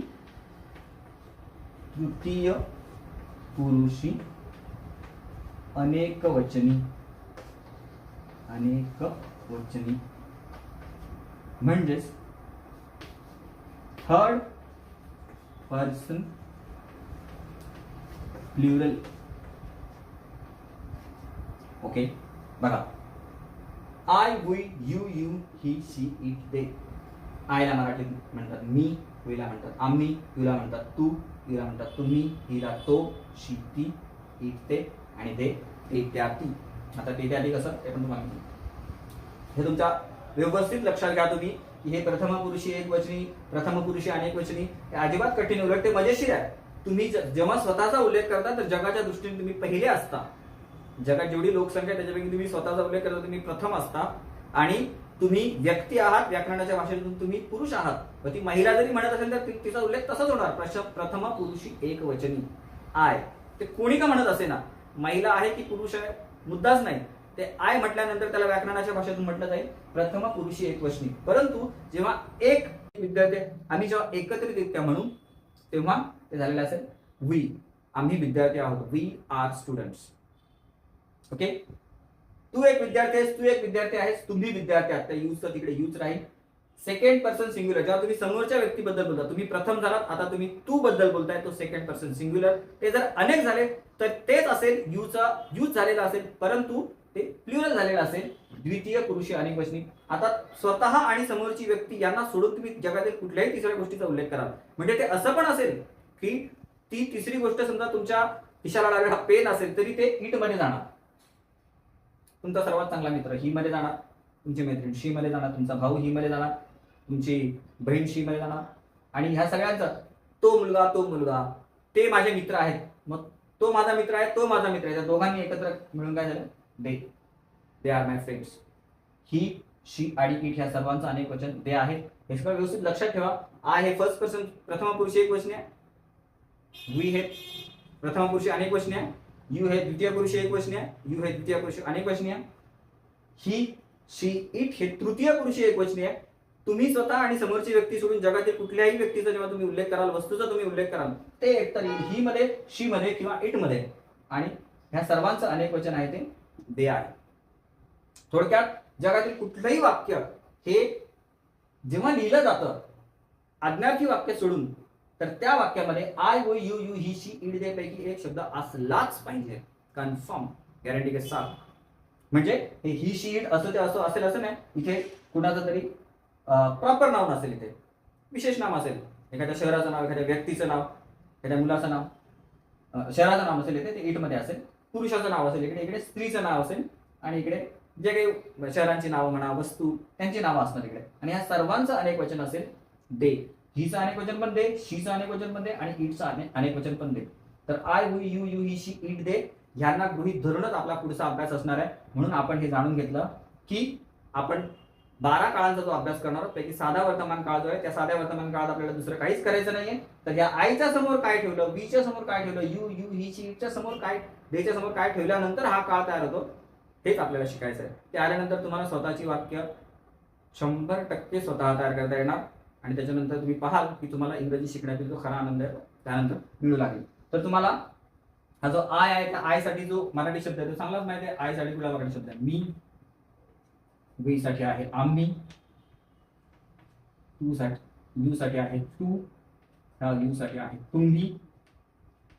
इकडे ही साठी आहे तो. शी साठी आहे ती. इट साठी आहे ते आणि दे साठी आहे ते, त्या आणि ती. आता हे ते, त्या, ती काय हे तर तुम्हाला माहिती आहे. आय साठी मी आहे, मी मुलगा आहे, मी मुलगा आहे. दोघे एक जण बोलतो मी मुलगा आहे, मी मुलगा आहे. दोघे जण एकत्र काय बोलणार? आम्ही मुलगे आहोत. I am a boy. दोघे एकत्र काय बोलणार? We are boys. सिंपल. तू मुलगा आहेस, तू मुलगा आहेस. दोघांना एकत्र आपण काय म्हणणार? तुम्ही मुलगे आहात. पण इंग्रजीमध्ये तू तुम्ही मध्ये भेद नाहीये. यू आणि यू दोन्ही सारखे शब्द वापरले जातात. ही, तो मुलगा आहे, तो मुलगा आहे. या दोघांचा एकत्रित उल्लेख आपण काय करतो? तो मुलगा, ते मुलगे. बघा तर हे ते त्या ती काय प्रकार आहे बघा. तो मुलगा, तोचे अनेक वचन ते आहे, ते मुलगे. ती मुलगी तीचं अनेक वचन त्या मुली, ते बाळ तेचं अनेक वचन ती बाळे, ते झाड ती झाडे. परत एकदा, तो एक गायक आहे, अजून त्याचा मित्र एक गायक आहे, हे दोघे जण मिळून ते गायक आहेत. ओके. ती एक नर्तिका आहे, ती एक डान्सर आहे, तिची मैत्रीण एक डान्सर आहे. ती मुलगी त्या दोन्ही मुली डान्सर आहे बघा. तोच अनेक वचन, तो मुलगा ते मुलगे, ती मुलगी त्या मुली, ते बाळ ती बाळे. म्हणजे इंग्लिशमध्ये I we you he she it हे दे जे आहे तेच मराठीमध्ये मी आम्ही तू तुम्ही तो ती ते आणि ते त्या ती हे ते त्या व्यवस्थित लक्षात ठेवा. आपण ऐकलेलं आपण कन्फ्युज असतो. किती सोपं आहे बघा. तो मुलगा याचा अनेक वचन, जसं इंग्लिशमध्ये बघा हिचं अनेक वचन ते आहे, शीचं अनेक वचन पण ते आहे, इटचं अनेक वचन ते आहे. परंतु मराठीमध्ये तसं नाहीये. हिचं अनेक वचन मराठीमध्ये तोच अनेक वचन होतं ते. तो मुलगा ते मुलगे, ती मुलगी त्या मुली, ते बाळ ती बाळे. इतकं साधं आणि इतकं सोपं आहे. मला वाटतं की आय थिंक येस, मला वाटतं की आपला ह्या लेक्चरचा जो मूळ हेतू होता तो आपल्याला मराठी भाषेची सर्वसाधारण वाक्यरचना, इंग्रजी भाषेची सर्वसाधारण वाक्यरचना जाणून घ्यायची, तिथे आपण जाणून घेतली. त्यानंतर वाक्यांचे 4 प्रकार आपण जाणून घेतले. त्यानंतर पहिला जो प्रकार आहे ऍसेटिव्ह सेंटेन्सेस, तो शिकण्यासाठी काळांची किती गरज आहे ते आपण जाणून घेतलं. काळांची मराठीतील नावं लिहून घेतली, इंग्रजीतील नावं लिहून घेतली, ती व्यवस्थित पाठ करा. त्यानंतर आपण ज्या कर्त्यांच्या आधारे सगळी वाक्य लिहिली जातात जगातील, ते I we you he she it they हे जे करते त्याला व्याकरणाच्या भाषेतून काय म्हणतात ते जाणून घेतलं. मला वाटतं आज आपल्याला जे शिकायचं ते इतकंच होतं. पुढच्या लेक्चर पासून आपण डेफिनेटली सिंपल प्रेझेंट टेन्सला प्रॅक्टिकल शिकायला सुरुवात करणार आहोत. तर हे जे आहे व्यवस्थित लक्षात ठेवा, हे कधीही तुम्हाला विसरायचं नाहीये. आय म्हणजे मी हा प्रथम पुरुषी एकवचनी आहे. पुरुषचा अर्थ पुरुष म्हणजे पुरुष नव्हे, पुल्लिंगी नव्हे. व्याकरणाच्या भाषेतून तो आय मी स्वतःचा उल्लेख करणारी व्यक्ती जर महिला जरी असेल तरी ती व्याकरणाच्या भाषेतून पुरुषीच म्हणतात तिला. I am a student. मग ते वाक्य म्हणणारी मुलगी जरी असेल तर ती आयच म्हणणार. लक्षात येतं तुमच्या? I am a student. मग आता दोघे विद्यार्थी, आता ते दोघे उल्लेख करणारा तो मुलगा आणि मुलगी जरी असतील एकत्र, आय एम ए स्टुडंट, पण ते एकत्र बोलताना काय म्हणणार? We are students. व्याकरणाच्या भाषेतून ते दोघे जण काय झाले? प्रथम पुरुषी अनेक वचनी. आय प्रथम पुरुषी एकवचनी, मी प्रथम पुरुषी एकवचनी, आय फर्स्ट पर्सन सिंग्युलर. आम्ही प्रथम पुरुषी अनेक वचनी, we first person singular plural. तू द्वितीय पुरुषी एकवचनी, यू सेकंड पर्सन सिंग्युलर. बघा तुम्ही बघू शकता. यू, तुम्ही, पण ते इंग्लिश मध्ये तूच लिहिलं जातं. तुम्ही द्वितीय पुरुषी अनेक वचनी, सेकंड पर्सन प्लुरल. तो तृतीय पुरुषी एकवचनी, ती तृतीय पुरुषी एकवचनी, ते तृतीय पुरुषी एकवचनी. जेव्हा तशा पद्धतीने तो मुलगा एकट्याचाच उल्लेख असेल तर तृतीय पुरुषी एकवचनी असेल. तो व्याकरणाच्या दृष्टीने पुरुषच आणि एकवचनी. शी तृतीय पुरुषी एकवचनी, इट तृतीय पुरुषी एकवचनी. आणि ह्यांना जेव्हा कन्वर्ट केलं जाईल प्लुरल फॉर्म मध्ये तेव्हा ते ही शी इटचं अनेक वचन असेल दे. पण मराठीमध्ये तसं नसेल आणि ते तृतीय पुरुषी असेल अनेक वचनी. बघा, ही तो मुलगा ते मुलगे म्हणजे तोच अनेक वचन झालं ते. हे लक्षात ठेवा. तुम्ही वाचलं ते त्या ती काय प्रकार आहे आता तो ते मला क्लिअर झालं. तो मुलगा ते मुलगे, ती मुलगी त्या मुली, ते बाळ ती बाळे. अशा पद्धतीने आपण हा आजचा जो महत्वपूर्ण भाग होता इंग्रजीचा अभ्यासाचा आपण पूर्ण केलेला आहे. पुढच्या लेक्चरमध्ये आपण थेट सिंपल प्रेझेंट टेन्स 12 काळांपैकी पहिल्या काळाला शिकायला सुरुवात करतोय. आणि मला वाटतं पुढच्याच लेक्चरमध्ये आपण मराठी टू इंग्लिश वाक्य तयार करायला सुरुवात करणार आहोत. ठीक आहे. तर तुम्ही हे जे काही लिहून घेतलं ते व्यवस्थित त्याचं अभ्यास करा. 12 काळांचे नावं, त्यानंतर हे first person singular, second person singular, तसंच वाक्यांचे 4 प्रकार व्यवस्थित समजून ते जवळपास तोंडपाठच करून टाका. ते गरजेचं आहे. ठीक आहे. तर आता पुढच्या लेक्चरमध्ये आपण शिकायला सुरुवात करणार आहोतच. तुर्तास इथेच थांबण्याची वेळ झालेली आहे. तर तोपर्यंत तुम्ही सर्वांनी स्वस्थ राहा, व्यस्त राहा आणि मस्त राहा. Take care.